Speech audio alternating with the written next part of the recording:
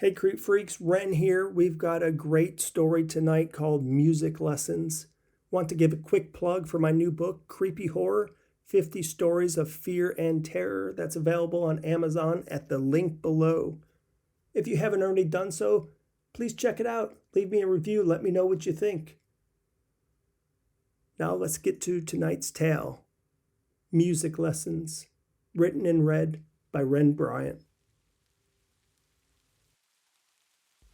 Well, I don't know about any kids coming around here. If they came this way, I certainly didn't see nothing. And it's not like I'm working either, so if they passed by my land, it'd have to have been when I was sleeping. Detective Katie Pat Grimm scribbled the words in her cop notebook. She also noted the man's appearance. It was the first time anyone had seen Jordan in a long time. Hell, probably the first time Jordan Higsworth made contact with anyone in years. Didn't look like he ever took a foot outside, ate much, or saw a doctor either. His face was corpse pale. Wrinkles ran from his high cheekbones to his jaw on both sides of his face, lines as deep as a canyon. Jordan's glassy gray eyes sunk deep into his skull, hidden by white dandruff catchers. Amongst the backdrop of pale skin, the browns on his mottled teeth took on a neon hue. A stringy patch of thin white hair rounded out the look of mortification. Katie also noted that under Jordan's stained and moth-holed black t-shirt, she figured ribs were visible. And under his ratty blue jeans, Katie thought there couldn't have been much but bony sticks for legs, ones with bulbous knee joints that popped when they moved. "You can have a look around if it suits your fancy. Just mind the shed," Jordan said. His distant pupils moved down and zeroed in on Katie's hip and crotch as he talked. "The door falls off if you pull it too hard." The rubbery old man's skin on Jordan's face smushed as he flashed his rotten teeth in a smile. The entire time he talked, his eyes never left Katie's midsection. She put that in her notebook too. The way Jordan's head bobbed and his eyes went downward reminded Katie of Timbuk, her cat that died a few years ago. Timbuk had been missing a week. The weather turned that spring, as it often did in Vermont, going from sunshine to cold, sideways rain to thick, chunky snowflakes. Timbuk showed up at Katie's kitchen window late one night, desperately pawing to get in. He was home, but he was weak and shaky. His head couldn't stay upright and kept drooping down, just like Jordan's eyes did when he talked. Timbuk died that night. Katie assumed Jordan wouldn't be long for this world either. Katie hadn't asked Jordan to look around his shed or property, but she would have eventually got around to the question. She was investigating a call about missing boys, the Stevenson twins from the next town over. Only 8 years old, they vanished 2 days ago. The boys were last seen headed in this direction. Though no one saw them go on Jordan's property, it certainly could have happened. Jordan lived in the rural outskirts of Bakerville, a few towns over from Montpelier. His place was affectionately known as the Catamounts House on account of its University of Vermont paint job. The exterior was a brilliant eyesore green, the shutters sunshine yellow. No one said anything to Jordan's face about his color selection, but then again, no one had talked to Jordan in decades. Jordan stayed away from folks ever since his own son went missing 23 years ago. A shut-in assumed to be living on government benefits, Jordan painted the house those brilliant colors just after his son went missing. No one knew why, but most assumed Jordan was trying to cheer himself up on account of what happened. The house was once a normal-looking single-story rectangular brown ranch with white trim. Even in the best of times, though, it wasn't something to write home about. It's the type of house people usually pass by every day without even noticing. An average cheap Vermont home, not one of those dressed-up Victorian things like you'd see in Woodstock or Stowe. Its best feature was the front porch, a cozy wooden structure with 3 inviting steps and a row of balusters topped by a rail. There was even a traditional white wooden porch swing. The porch was more at home down south or on one of those fancy Vermont village houses, not Jordan's cheap semi-rural ranch. But it did make a fine place to watch as the leaves of autumn flashed their rusty reds and yellows before littering the deadening ground. Besides the porch, the other selling point of Jordan's place was the privacy. The house sat on a few acres of lonely land. Around the house were rolling green hills and an abundance of forested land, not a neighbor in sight. People driving Reamer Road would see Jordan's house, sure, but it was set back far enough that road noise wasn't an issue. Plus, Reamer wasn't exactly a busy road, so the cars were only an occasional thing. It caused a lot of talk in town when Jordan first slapped on that eye-catching paint job, but in the decades since, the paint has faded, its brilliance dulled and chipped. Nothing on the house has been maintained, not even a touch-up here or there. The porch is now rotted and squeaky, the shutters hang askew. The yard was a low-income scattering of shit that didn't work, dropped amongst overgrown weeds and anthills and forgotten about.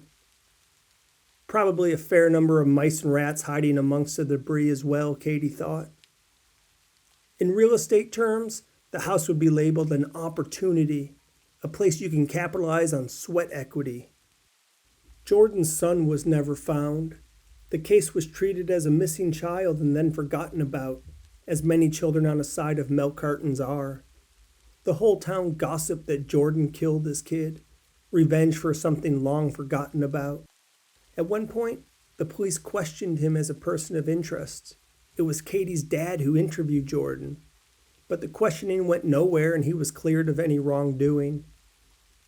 Jordan's wife Beth ran out on him when all this was going on too. Ever since that time, Jordan's doors have been closed to the world and no one has seen him. All this was before Katie's time in the force, but she knew the history. She read through Jordan's files before paying him a house call. She didn't remember her dad saying anything about the case, but figured that didn't mean much since he was a kid at the time it happened. Jordan's house seemed familiar to Katie in a way that went beyond the police files, though she chalked this up to driving past it daily on her way to the precinct. Katie joined the force 6 years ago, signing up after getting a criminal justice degree at Vermont State. Though she didn't need the degree, she always wanted to be a detective like her pop. Before he died from a lifetime of smoking Marlboro Reds, he told her to study hard in school since it would help her get a leg up against the Flatfoots, especially since she was a woman.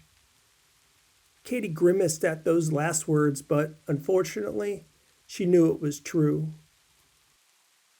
At the Montpelier Police Academy, Katie's nickname was Killer, both on account of her sharpshooting skills and her looks. She liked the nickname and the attention it brought. Sure, her dad was a celebrated detective on the force, so that gave her some street cred, but making men's knees weak sure didn't hurt either. Anything to get noticed and get that detective rank, she thought. Katie kept her straight blonde hair pulled back in a tight ponytail that screamed dominant businesswoman. She wore the tightest uniform she could squeeze into, adding body-shaping undergarments for a bit of enhancement. She thought about stuffing her bra since her breasts were on the smallish side, but she skipped that part since the bulletproof vest smushed things anyways. On her face, she applied pink and beige blush that softly diffused her skin and gave a bit of definition to her cheekbones. Not too much since makeup was frowned upon in the police dress code, but just enough to make her face stand out. Though she did liberally apply emerald eyeshadow to make her green eyes pop. The whole ensemble together was, well, killer.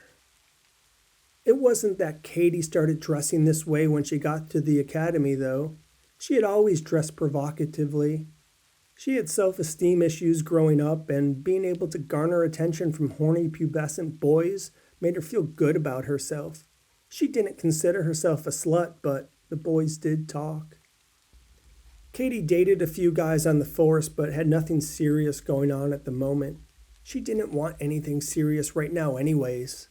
Not when she just got promoted to detective. Once she got settled into her role, maybe then she could think about a partner. But for now, she didn't want the burden.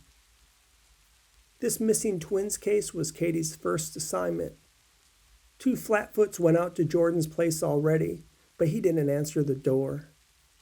Katie hoped her looks would add a bit of persuasion if needed, and it seems that she was right. Jordan at least opened the door this time. When she made detective, Katie traded in her blues for black jeans and a dress shirt, though she still kept her clothes as tight as possible. Wrangler butts drove men nuts and opened doors. At least it got Jordan to open his. "Thanks, Mr. Higsworth. I'll likely have a look around your yard after a couple of last questions, if you don't mind." "Shoot," Jordan said. He glanced at her gun and winced. Well, you know." Yes, Katie did know.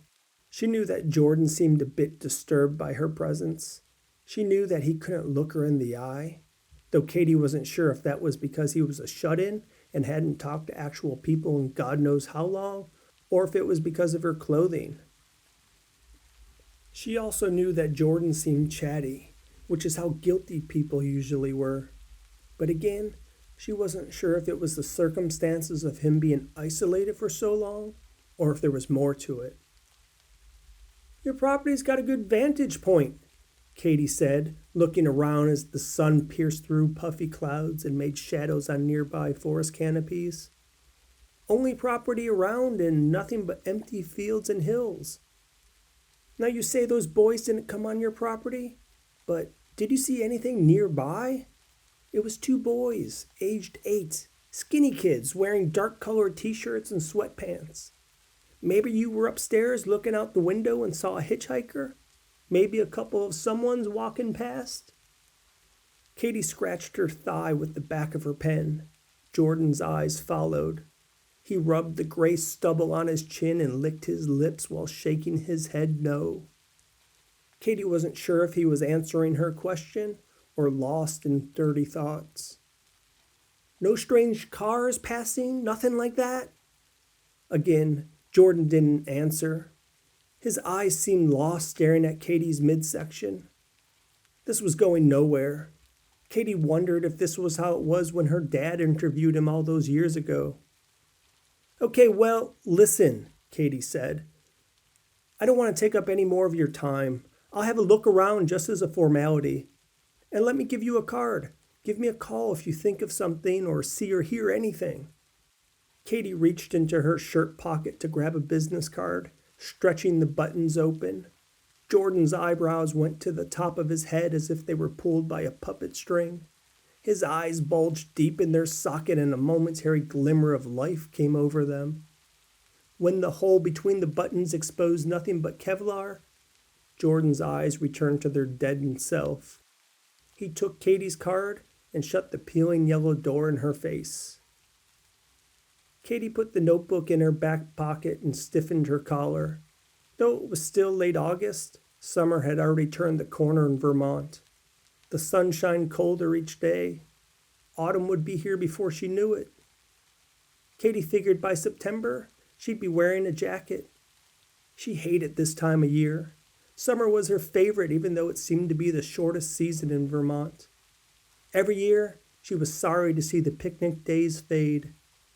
And it didn't help that her birthday was at the beginning of September either. The end of summer wasn't just seasons changing to something colder and darker. For Katie, it also represented aging. And this year, she was turning the big 3-0. Nothing worth celebrating at all, she thought. Katie looked through Jordan's front yard, though it was mostly her doing a cursory double check. She had eyeballed the property when she walked up and saw nothing out of the ordinary. She didn't lift old tires or rusty lawnmowers, though. No need to scatter the mice. As she walked the property, she felt Jordan's eyes on her. She glanced at the house on occasion, squinting as the sun bounced off the windows. She saw nothing, though she couldn't shake the feeling of being watched. Not that it was necessarily any big deal. It was his property after all. Hell, she would probably be doing the same thing if the situation was reversed. Jordan's backyard was much like the front, scattered debris everywhere. It was as if any time Jordan stepped outside, he left whatever shit he was dealing with right where it was at.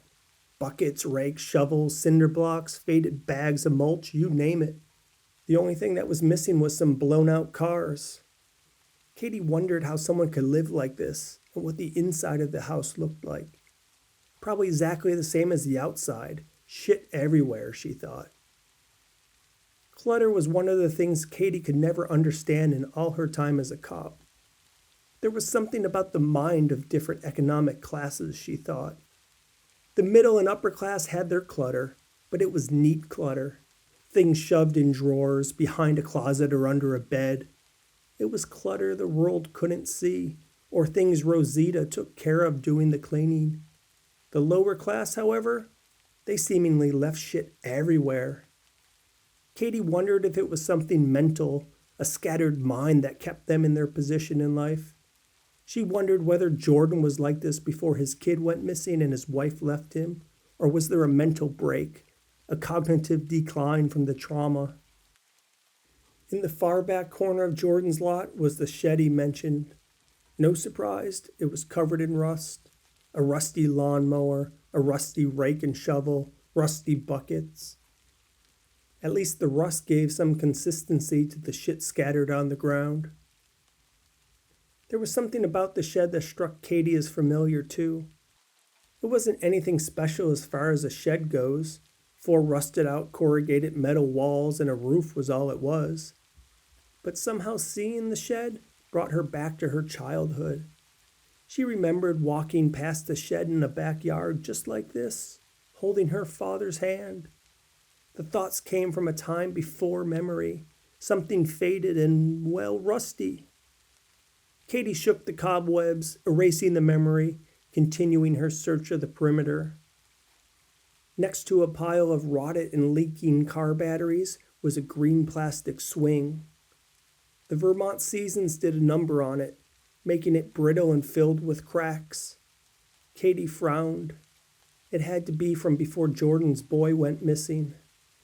She figured somewhere amongst the weeds she would also find a rusted-out metal swing set that went with the swing. Maybe there'd be a broken slide or a mangled seesaw, too. Katie put her hands on her hips and sighed. Jordan's place was depressing. It was a place of broken mementos and faded and discarded memories, abandoned and unclaimed pain the world grew around. Why Jordan wanted to surround himself with this was beyond Katie. She thought his wife had the right idea. Get out of this place, go somewhere new, start a new life, somewhere that allowed new memories to form. Thoughts of Katie's father came back to her. They were walking through a field, walking hand in hand through grass like she was standing in now. She was 8, just like the boys that went missing. She knew that because that was the year her father bought her the Gems in the Holograms t-shirt she was wearing. She loved that t-shirt. Outside the front of the rusty shed, a patch of blue clothing stood out amongst the green and brown grasses. Katie bent down to inspect the piece of garment. It was small, smaller than a fist, and looked like a piece of cotton, maybe something belonging to a t-shirt or something similar. There really wasn't anything remarkable about it other than how the color stood out amongst the green of summer. Katie looked through her notebook to see if she had further information on what the boys were wearing when they went missing. Dark t-shirt was the only thing she had written down, nothing else about the color. Still, maybe it was something, Katie thought. She took out her ballpoint pen and a Ziploc, sealing up the blue patch as potential evidence to be inspected by the lab. Katie looked back at the house. She still didn't see Jordan anywhere, but assumed he was somewhere near a window, keeping an eye on his land. She lifted a hand to open the shed, but paused. What did he say? Mind the front door? That it'd fall right off? Katie nodded. Seeing the shape the shed was in, she wasn't surprised the door would fall off. With two hands, one on the handle and one against the front of the door, she carefully started to slide it open, but stopped when the sound of music came from within Jordan's house. She turned and looked at the green and yellow monstrosity. A piano? From Jordan? Katie was surprised. It had to be a recording. Jordan didn't seem like an instrument kind of guy. Actually, he didn't seem like any kind of guy, Katie thought. The musical notes made Katie's mind drift. An uneasy familiarity washed over her again, and she was transported somewhere else. Her dad's hand in hers as they walked and smiled at each other. Her dad saying he'll get her ice cream this time if she's a nice girl who listens to the instructions. Okay, Daddy. The classical song coming from the house put Katie in a reflective trance. It was a distant song, one from the far reaches of her mind, somewhere where memories were obliterated. She hadn't heard these notes since she was a child, since she was 8 years old wearing that pink gems t-shirt, her hair in pigtails, and her face beaming because she got to spend time with her daddy. Her daddy taking her to a house. A rectangular brown house with white shutters and a big wooden front porch with 3 steps and a swing. Her pigtails bounced as she hopped up the porch. Her dad bent on one knee, giving her a smile and a kiss and telling her to be nice to the man, that she'll get ice cream if she's nice to the man.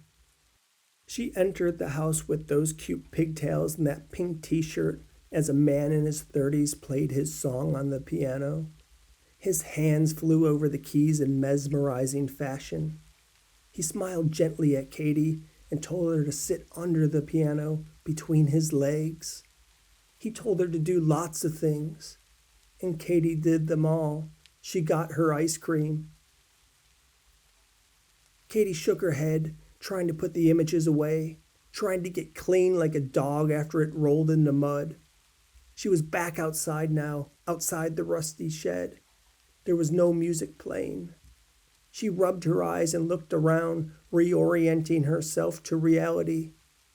The things that went through her mind were hidden thoughts, things her child mind thought it had locked away for good. Sometimes they would seep out in dreams, but Katie thought that's all they were.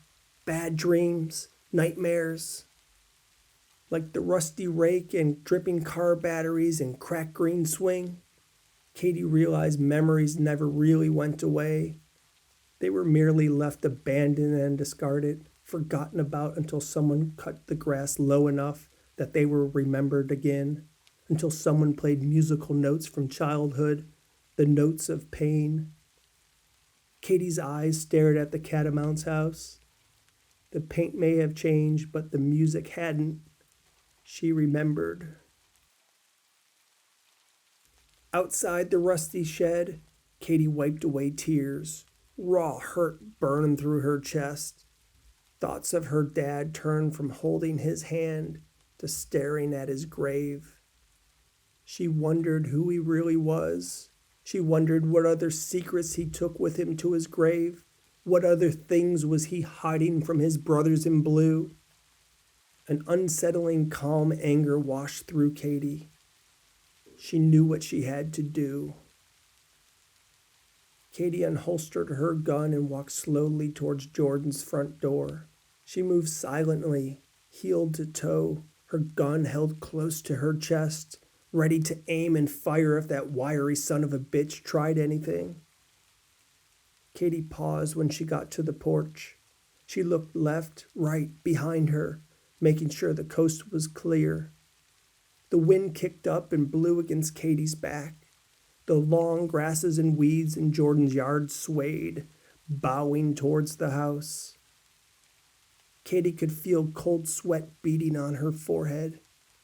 She held her breath and took the first step up the porch, praying the rotted wood wouldn't moan and give away her location. When her back foot was firmly planted on the first step, she exhaled. The worn wood stayed silent. Her eyes scanned the perimeter. Jordan wasn't there. The second step she approached the same as the first. Katie's hands began to shake. She never had shaky hands. She was killer, the best shot in her class, the ones with nerves of steel. But now she shook. Butterflies made her gut squishy and her knees weak. She had thought of her dad holding her hand, comforting her, telling her to be brave, that it will be okay.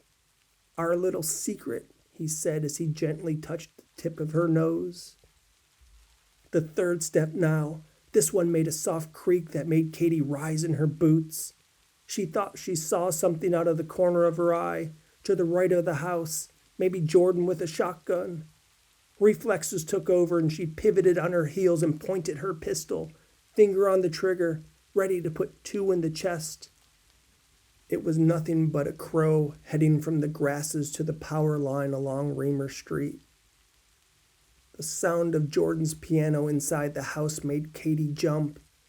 She turned towards the front door, her gun aimed dead ahead, her finger depressing the trigger ever so slightly. It was the closest she had ever come to losing her cool and misfiring at nothing. A soft classical melody bled through the windows and under the crack in the door. A sweet tune, gentle, something with sensitivity and romance. Something a little girl would listen to as she sat under the piano bench while a skinny man's fingers danced on black and white keys. The music took Katie far away from the run-down green and yellow house. Her daddy bent down and grabbed her by the shoulders and creased his chubby round face with a soft and loving smile. "Okay, Daddy, for you, our little secret." Her daddy would wait on the porch swing and drink lemonade. Music lessons, that's what Daddy said they were. That's what they told her mama. Music lessons. The music coming from Jordan's house was graceful. He played the piano like a man 20 years younger. His knotty fingers found each key effortlessly, one arm occasionally crossing the other to hit a high note. It was a peaceful melody that delicately rose to an emotional crescendo as a mindless Katie walked through the door and took up her spot on her knees, under the piano bench, between Jordan's naked old man legs. Jordan rocked back and forth to the tempo of the music, to the tempo of Katie bobbing. There were no words spoken, only those hypnotizing romantic notes filling the air. And after a few minutes, the music slowed to a serene finish. "I knew you would still do it," Jordan said, not taking his hands off the piano keys, but not playing either. He didn't look at her. "I'm so old now, I'm sorry I couldn't perform more for you. But I was able to muster one more song, and I hope that was enough." Katie blinked rapidly as she came out of her trance. She thought she was dreaming at first, or having a nightmare, as she saw that saggy and liver-spotted man-thing in front of her, that sad old limp noodle in a nest of gray with pointy hip bones framing it on either side. Her heart skipped a beat and a jolt of electricity went through her body when she realized this was no dream. She didn't dare move a muscle, but shifted her eyes to get her bearings. Katie knew exactly where she was and what she was doing. She remembered every single one of her visits to this house over the years.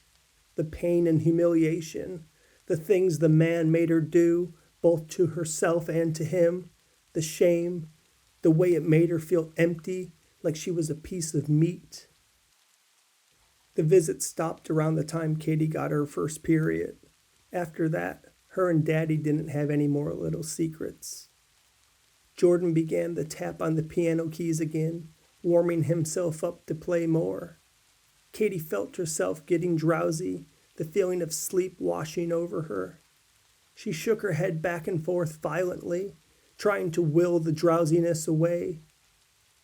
Cop training took over and she instinctively reached her hand down slowly towards her gun. She took in a deep breath when she found it was back in her holster. A new song started. Jordan's hands started moving faster this time, running their way up and down natural notes and sharps and flats. Katie blinked. Anything for you, Daddy? A sour note hit, then a pause. Damn hands, Jordan grumbled. Katie came around and the house was the catamount colors again. Before the musical notes could start once more, she pulled her gun and pressed the cold metal tip of it to Jordan's crotch until he yelped and jumped back in his seat. The bench tipped backwards. The back of Jordan's head cracked on the faded linoleum floor, doing 2 bounces like a flat basketball. His shins and feet narrowly missed Katie's head as they flew upwards and whacked the underside of the piano. Katie got off her knees, her gun pointed at Jordan the entire time. A beam of sunshine came through the side window. Katie noticed how the room around the piano was a complete mess, the same scattered poverty that was found outside the home. Katie didn't remember it being messy like this when she was 8 years old. Beneath Jordan, a small pool of blood formed under his naked torso. Something sharp pierced his chest. Blood dribbled around his nipples and dripped onto the floor. His mouth hung open. His eyes stared at the ceiling but did not see. Katie stared for a minute at the scene. She thought of her dad and times past. When tears began to form, she closed the piano's key lid and walked out the front door.